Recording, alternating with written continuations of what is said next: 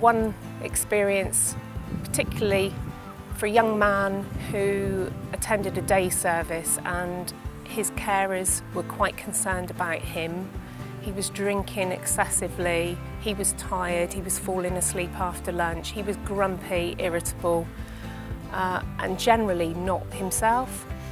And he hated going to the GP. He would flatly refuse to go in the surgery door with his mum. So we actually managed to get the day centre to get a urine sample from him, and we tested his urine, and he had sugar in his wee, which we couldn't take him to the doctors because he wouldn't go. So we spoke to the GP, and the GP said, well, we need to confirm whether this chap has diabetes. So going for somebody with learning disabilities and autism, explaining to them that they needed blood tests, that they might be poorly, we put together a social story for him, and that means putting together words and pictures in a way that he would understand, so making things simpler.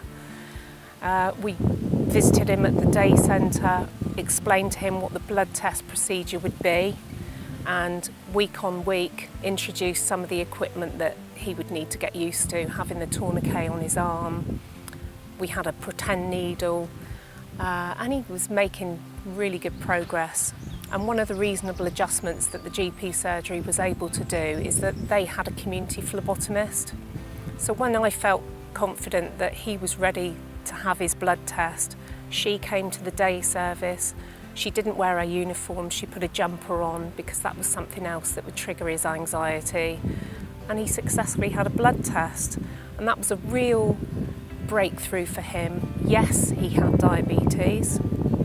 When he was told about his diagnosis, he made healthy eating choices himself. He understood what he needed to do.